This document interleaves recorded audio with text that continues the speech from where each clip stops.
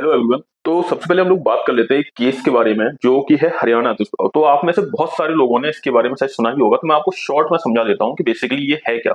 तो हरियाणा के भिवानी एरिया में मनीषा एक प्ले स्कूल की टीचर थी। तो 11 अगस्त को मनीषा अपने स्कूल जाती हैं और देर रात तक घर नहीं लौटती हैं। तो उसके बाद उनके फादर उनको ढूंढते हुए उस स्कूल तक जाते हैं। तो बेसिकली वहां पर उनको 3 लोग बैठे हुए मिलते हैं और बताया जा रहा है कि वो तीनों लोग ही उस टाइम पे ड्रंक थे। तो वो उनसे बोलते हैं कि मेरी बेटी घर नहीं लौटी है, तो उसके बारे में हमें जानना है। तो वो कोई उनको प्रॉपर रिस्पॉन्स नहीं देते हैं। उसके बाद वो ये भी बोलते हैं कि अच्छा ठीक है, हमें सीसीटीवी कैमरेज दिखा दो, तो मैं शायद उसमें हमें कुछ पता लग सकता है कि हमारी बेटी कहाँ है। बट उसके बाद उनको प्रॉपर उनसे कोई रिस्पॉन्स नहीं मिलता है। साथ ही साथ वो पुलिस को भी इन्फॉर्म करते हैं, तो पुलिस भी उनको कोई प्रॉपर रिस्पॉन्स इस पे नहीं देती है। वो कहती है कि ठीक है, वो लौट आएगी, वो कहीं चली गई होगी। बेसिकली वो इस तरीके के स्टेटमेंट देते हैं जो कि शायद हम पुलिस से एक्सपेक्ट नहीं करते हैं। उसके बाद होता क्या है कि वो एफआईआर कराने के लिए भी जाते हैं पुलिस स्टेशन। उसके बाद उनकी एफआईआर भी नहीं लिखी जाती है और उनसे बोला जाता है कि अभी तो इस केस को 24 घंटे भी नहीं हुए हैं, आपकी बेटी आ जाएगी। बेसिकली इस तरीके के रिमार्क्स पुलिस के थ्रू दिए जाते हैं उसके फादर को। तो चूंकि उनकी इतनी पहुंच नहीं थी, उनके इतने सोर्सेस नहीं थे, तो उनकी रिपोर्ट उस टाइम नहीं लिखी जाती है।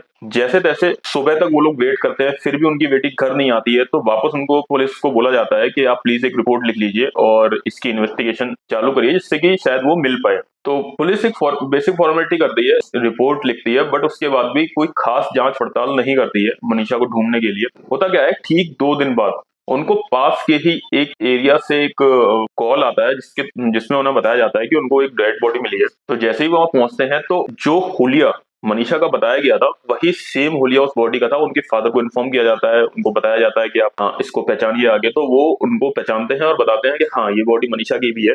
और उस पर बहुत सारे चोट के निशान, मारने के या काटने के, इस टाइप के निशान उनकी बॉडी पे थे। तो जब पुलिस को ये लगता है कि उन्होंने जब इसके टाइम पर एफआईआर रेज नहीं की और अब ये केस कुछ बिगड़ सकता है, तो उसके बाद वो लोग करते क्या है कि एक लेटर सर्कुलेट होने लगता है पूरी सोशल मीडिया पर। और बताया यही जा रहा है कि ये लेटर जो सर्कुलेट हुआ है ये पुलिस के थ्रू किया गया है, वो भी बॉडी मिलने के करीब 3 दिन बाद। जिस टाइम ये बॉडी मिली थी उन लोगों को, उस टाइम पे कोई भी लेटर वाली बात नहीं थी, कुछ भी नहीं था। बट अचानक से 3 दिन के बाद एक लेटर आता है और बेसिकली उसमें लिखा ये था कि सॉरी पापा, मुझे माफ कर दो, मैं नर्सिंग करना चाहती थी पर नहीं कर पाई, मैं आप लोगों की जो सपने थे उस पर खरी नहीं उतर पाई।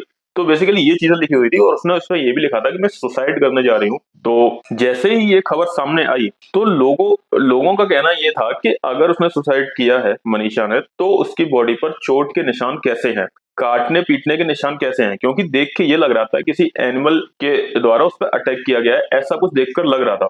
तो उसके बाद कई सारे लोगों के प्रोटेस्ट हुए, कई सारे लोग रोड पर आ गए इसके लिए कि इसकी इन्वेस्टिगेशन ठीक से करो, सीबीआई को दो इसकी इन्वेस्टिगेशन, पुलिस इसकी इन्वेस्टिगेशन ठीक से नहीं कर रही है। जब मनीषा का पोस्टमार्टम हुआ, उसमें भी सेम रिपोर्ट सामने आई कि उसने एक पॉइजन लिया हुआ था, कोई एक कीटनाशक पॉइजन कोई था जो कि उसने किसी शॉप से परचेज किया है, जिसकी सेम चीज वो लेटर में भी लिखी हुई थी। अब मैं आपको बता देता हूँ कि उस लेटर पर कोई भी नाम नहीं था और वो लेटर एक फोटोकॉपी थी, वो ओरिजिनल भी नहीं था। तो लोगों का बेसिकली ये भी कहना है कि भाई अगर कोई सुसाइड कर रहा है तो वो फोटोकॉपी क्यों कराएगा। तो ये कई सारी चीजें सामने थी। और सेम इसी केस में अब थोड़ी सी पॉलिटिक्स भी स्टार्ट हो गई है। इसमें हुआ क्या है कि जो हमारे हरियाणा के सीएम है नायाब सैनी, उन्होंने एक स्टेटमेंट दिया है कि हाँ, हम इन्वेस्टिगेशन कर रहे हैं और जो भी पॉसिबल हो सकेगा इसके लिए हम करेंगे। वहां के जो एसपी थे उनको भी अभी हटा दिया गया उनकी पोस्ट से और नए एसपी वहां पर आ गए हैं इसकी इन्वेस्टिगेशन के लिए कि जो भी इसमें कल्प्रिट होंगे उनको सजा दी जाएगी।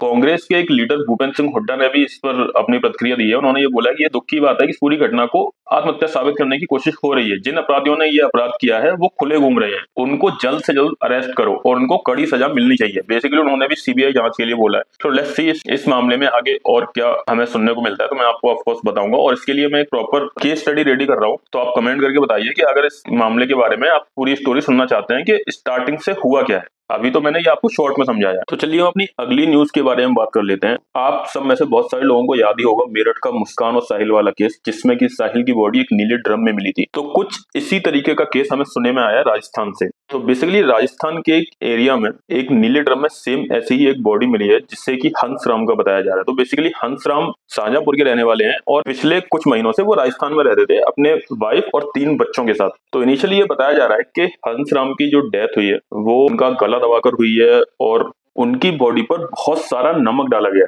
और उसके बाद से उसकी वाइफ और 3 बच्चे उसके गायब हैं। बता देता हूँ कि इसकी कंप्लेंट जो की थी वो उनके लैंडलॉर्ड ने की थी कि जब वो छत पर आए तो उनको एक ड्रम में से बहुत ज्यादा स्मेल आ रही थी तो आजकल लोग थोड़ा सा अवेयर हैं कि इस टाइप से उनके घर में या घर के आसपास कुछ चीज मिलती है, कुछ ऐसी अनयूजुअल एक्टिविटी देखने को मिलती है, तो वो पुलिस को कंप्लेंट कर देते हैं। तो जैसे ही पुलिस आई तो उनको भी सेम यही शक था कि इसमें कुछ गड़बड़, तो जैसे ही उन्होंने ओपन किया तो उसमें से एक बॉडी मिलती है। उसके बाद से उसकी वाइफ और 3 बच्चे गायब थे, और सेम जिस घर में वो रहते थे उनकी मकान मालिक का बेटा भी गायब था। तो बता देता हूँ कि उनके मकान मालिक का जो लड़का था उसकी वाइफ की डेथ पिछले कुछ सालों में हो चुकी थी। तो लोगों का इनिशियली अंदाजा यही था कि शायद उसके लड़के की उसकी वाइफ के साथ कुछ लव अफेयर था, तो इन दोनों ने मिलकर इसको मारा है। तो जब इन दोनों को ढूंढा गया, थोड़ा सा मेहनत करने के बाद मिल भी गए, और जब पुलिस ने इन्वेस्टिगेशन किया तो उसके बाद उन दोनों ने ये एक्सेप्ट भी कर लिया है कि हाँ, उन दोनों ने मिलकर ही हंसराम को मारा है, क्योंकि हंसराम मारता भी पीटता था। जब उसके लैंडलॉर्ड का आना जाना उसके घर पर बढ़ा तो उसको थोड़ा सा शक भी था कि उसकी वाइफ का अफेयर है, तो वो लैंडलॉर्ड से ज्यादा कुछ नहीं कह पाता था, तो उसी के बेसिस पर वो अपनी वाइफ को मारता पीटता था। और सेम यही चीज उनके 3 बच्चों में से, हंसराम के 3 बच्चों में से एक बच्चे ने ये स्टेटमेंट भी दिया है कि उसने अंकल को और अपनी मदर को, अपने फादर को मारते हुए देखा है। तो बता देता हूँ अभी उन दोनों को अरेस्ट कर लिया गया है, उसके 3 और हंसराम के 3 बच्चों को उनके दादा दादी यानी कि उसके ग्रैंड पेरेंट्स को दे दिया गया है। अब आगे देखते हैं इन दोनों को क्या सजा मिलती है। तो बेसिकली अभी तो इस केस में यही अपडेट है। तो चलिए हम अपनी अगली न्यूज के बारे में बात कर लेते हैं। हमारी नेक्स्ट न्यूज जो कि है दिल्ली के सीएम के बारे में, रेखा गुप्ता के बारे में। तो बता देता हूँ कि रेखा गुप्ता पे आज सुबह ही एक बंदे ने अटैक कर दिया, बेसिकली उनको स्लैप किया। जिस टाइम वो एक प्रोग्राम में थी उसी टाइम। बता देता हूँ कि रेखा गुप्ता हर मंथ की 3rd वेडनेसडे को एक प्रोग्राम रखती हैं जिसका नाम है जन सुनवाई। तो बेसिकली वो सुबह 8 बजे रखती हैं, जिसमें कि वो लोगों से बात करती हैं कि लोगों को क्या प्रॉब्लम चल रही है, जिसको वो सॉल्व करती हैं। तो ये प्रोग्राम होता है उनका जो घर है शालीमार बाग में, वहां पर। तो बताया जा रहा है कि उसी टाइम वो एक बंदे से बात कर रही थी जिनका की नाम था राजेश खिमजी। तो बता देता हूँ कि उसी टाइम बात करते करते अचानक से उसने उन पर अटैक कर दिया और उनको स्लैप किया। हालांकि तुरंत ही उसको पकड़ लिया गया, अरेस्ट भी कर लिया गया उनकी सिक्योरिटी के थ्रू, बट उनकी सिक्योरिटी उस टाइम पे थोड़ी सी लाइट थी। तो जब उसको पकड़ के उसके साथ इन्वेस्टिगेशन की गई, उससे पूछा गया उसने ऐसा क्यों किया, तो अभी उसकी तरफ से ऐसा कुछ खास स्टेटमेंट नहीं आया है, ना ही पुलिस ने बताया। बट हाँ, जब उस बंदे की माँ, जिनका की नाम है भानुबेन, उनसे पूछा गया कि क्या आपको पता है कि आपके बेटे ने ऐसा क्यों किया, तो उनकी तरफ से एक स्टेटमेंट आया है कि हाँ, शायद ऐसा हो सकता है कि उसका बेटा जो है वो है पशु प्रेमी। तो आजकल दिल्ली में एक इश्यू चल रहा है डॉग वाला, जिसमें कि डॉग वैक्सीनेट करने के लिए बोला गया है और उनको शेल्टर होम्स भेजने के लिए बोला गया है, जिसके कारण वो बहुत दुखी था। वो एनिमल से बहुत ज्यादा प्यार करता है, बेसिकली डॉग से, तो उसके लिए वो बहुत परेशान था और वो 2 दिन से दिल्ली गया हुआ था। और बताया यही जा रहा है कि वो शायद वो रेखा गुप्ता के घर की या फिर उनके शेड्यूल की रेकी कर रहा था कि वो जनरली करती क्या है। तो शायद से इसके पीछे यही रीजन हो सकता है, और अगर कुछ और रीजन है तो वो अभी तक तो सामने नहीं आया है। तो लेट्स सी आगे इसमें क्या और सुनने को मिलता है। तो चलिए हम अपनी अगली न्यूज के बारे में बात कर लेते हैं, एक वायरल वीडियो के बारे में। तो पिछले कुछ दिनों में आपने एक वायरल वीडियो देखी होगी जिसमें कि आप देख सकते हैं कि एक कैब ड्राइवर, जिसमें कि एक फैमिली थी, शायद से एक कपल और उनकी एक बेटी, वो बैठे हुए थे और वो बहुत ही रैश ड्राइविंग कर रहा था। तो देखने से ये पता लग रहा है कि वो शायद पुलिस से बचने के लिए रैश ड्राइविंग कर रहा है, और बराबर वो फैमिली उससे बोल रही थी कि आप मुझे उतार दो, इतनी रैश ड्राइविंग मत करो, हमारी बेटी भी साथ में है। बट उस बंदे ने उन फैमिली को नहीं उतारा और रैश ड्राइविंग करता रहा, और शायद से उसका आगे जाके एक्सीडेंट भी हुआ है, जो कि वीडियो में तो नहीं दिखा। बट हाँ, वो जब वीडियो देख रहे थे तो उससे यही लग रहा था कि शायद उसका एक्सीडेंट आगे हुआ है। हालांकि उसने आगे उस फैमिली को उतार दिया था। शायद ये मालूम पड़ा है कि वो मामला जो था वो ग्रेटर नोएडा के परतला चौक के आसपास का है। उस कैब ड्राइवर ने उस फैमिली को अजनारा होम्स की एक सोसाइटी से पिक किया था। जब फैमिली उतर गई कैब से तो उन्होंने, हालांकि कोई फॉर्मल कंप्लेंट नहीं की थी पुलिस में, बट हाँ, उन्होंने ये एक वीडियो शूट किया था, वो उन्होंने सोशल मीडिया पे डाल दिया था। तो इस वीडियो के वायरल बहुत ज्यादा होने के बाद पुलिस ने इस केस को इन्वेस्टिगेट किया और उस कैब ड्राइवर को फाइनली अरेस्ट कर लिया गया है। आप ये वीडियो देख भी सकते हैं कि जो काफी स्कैरी लग रहा है देखने में, कि ऐसे तो कोई कैब बोर्ड ही नहीं करेगा, कोई भी फैमिली अनसेफ फील करेगी किसी भी कैब ड्राइवर के साथ। बताया जा रहा है कि उस कैब ड्राइवर के साथ उसकी कैब को भी सीज कर दिया गया। लेट्स सी उसके साथ क्या होता है, और सुनने में आ रहा है कि उसको कुछ जुर्माना भी देना होगा, शायद कुछ 30,000 के आसपास। चलिए हम अपनी अगली न्यूज के बारे में बात कर लेते हैं, जो कि है क्रिकेट के बारे में। एशिया कप 2025 जो कि 9 सितंबर से स्टार्ट होने वाला है, प्लेइंग 11 अनाउंस कर दिया गया है। जो टीम आप स्क्रीन पर देख सकते हैं, प्लेइंग 11, और इसमें रिजर्व प्लेयर्स भी हैं। तो बता देता हूं कि इसमें शुभमन गिल वाइस कैप्टन रहेंगे और सूर्य कुमार यादव कैप्टन रहेंगे।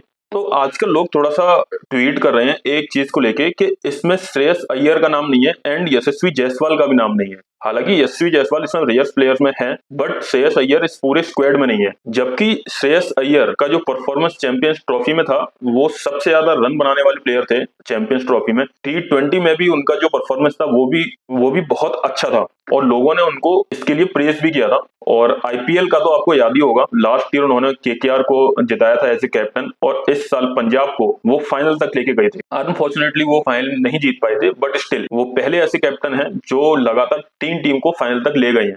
तो जब अजीत अगरकर को इस बारे में पूछा गया कि श्रेयस अय्यर टीम स्क्वाड में क्यों नहीं है, तो उन्होंने इसके जवाब में बोला है कि श्रेयस के बारे में मैं आपको बता देना चाहता हूं कि इसमें श्रेयस की कोई गलती नहीं है, ना ही हमारी गलती है। हमें 15 प्लेयर्स को चूज करना था, श्रेयस को अपनी बारी का वेट करना होगा अभी। इसी पर आर अश्विन ने भी बोला है, ये बहुत ही सैड है और बहुत ही डिसअपॉइंटेड है कि श्रेयस अय्यर और जायसवाल दोनों ही टीम में नहीं है। हालांकि जायसवाल रिजर्व में है, बट श्रेयस तो पूरी टीम में ही नहीं है। उन्होंने आगे ये भी बोला है कि श्रेयस के आप रिकॉर्ड देखिए, लास्ट कुछ सालों की परफॉर्मेंस देखिए, श्रेयस ने बहुत अच्छा काम किया है। पंजाब को 2014 के बाद वो फाइनल में ले गई। आगे उन्होंने ये भी बोला है कि शुभमन गिल इस टीम में ओपनर के तौर पर होंगे, ये अच्छा है, पर यशस्वी को और श्रेयस को इस टीम में न लेना बेहद ही दुखद है। इरफान पठान ने भी श्रेयस अय्यर के सिलेक्ट न होने पर एक ट्वीट किया है, जिसमें उन्होंने बोला है अय्यर का चांस जरूर आएगा और जब भी उनको मौका मिलेगा वो बेहतर परफॉर्मेंस करेंगे और वो लीडरशिप ग्रुप का हिस्सा भी होंगे इन फ्यूचर। तो गाइस, मुझे भी थोड़ा सा ये समझ में नहीं आया जो कि ये टीम स्क्वाड है प्लेइंग 11, इसमें श्रेयस अय्यर क्यों नहीं है, क्योंकि हम ये पूरा सोच कर बैठे थे कि श्रेयस अय्यर का जो परफॉर्मेंस है उसके अकॉर्डिंग उनको टीम में होना चाहिए था। बता दूं कि सिराज भी नहीं है इस स्क्वाड में, but let's see, I hope कि इंडिया एशिया कप जीतेगी and hope for the best for Shreyas Iyer. चलिए आज के लिए बस इतना ही था, कल हम फिर मिलेंगे कुछ नई खबरों के साथ और कुछ नई वायरल वीडियोस को डिकोड करेंगे। और गाइस, मैं आपसे रिक्वेस्ट करना चाहता हूं, आप प्लीज इस चैनल को सब्सक्राइब कीजिए अगर आपको पसंद आता है तो। मैं बहुत मेहनत कर रहा हूँ नई नई न्यूज सर्च करके उसको एलोबरेट करके आपके सामने रखने में। तो प्लीज सब्सक्राइब कीजिए, लाइक कीजिए और कमेंट कीजिए अगर आपको इसमें कुछ गलत लगता है और अगर कुछ इंप्रूवमेंट आप चाहते हैं तो। तब तक के लिए बाय बाय और अपना ध्यान रखिए।